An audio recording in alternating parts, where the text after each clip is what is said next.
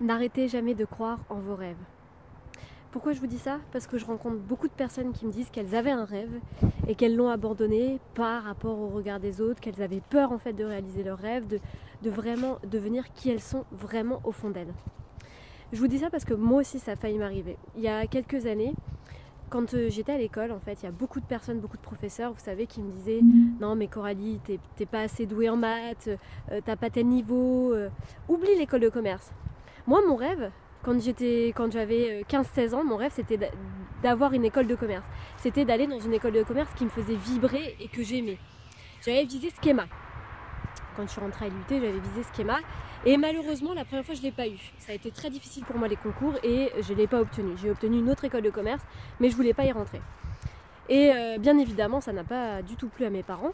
Mais j'ai continué, j'ai persévéré, j'ai bossé d'arrache-pied, je vous garantis, pendant 1 an. J'ai même payé une prépa pour vraiment intégrer cette école parce que c'était celle-ci que je voulais et pas une autre. Et qu'est-ce qui s'est passé quand j'ai eu les résultats? Eh ben, j'ai intégré Schema. Je me suis retrouvée effectivement, donc pour ceux et celles qui connaissent, j'ai fait une école de commerce, anciennement l'ESC Lille.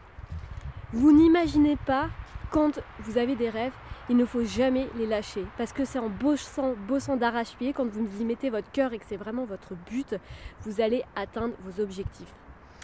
Quand j'ai décidé de me reconvertir, ça a été exactement la même chose. J'ai quitté une entreprise dans laquelle j'étais payée convenablement.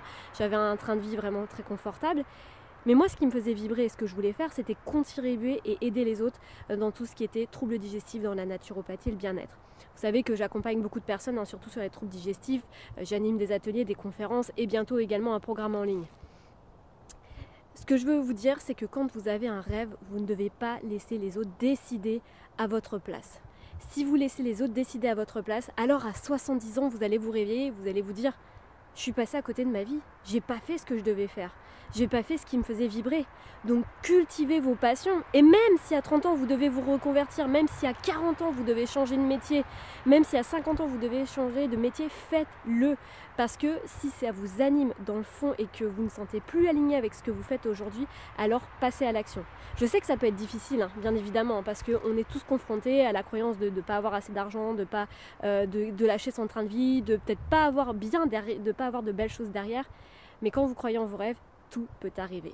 Je vous embrasse.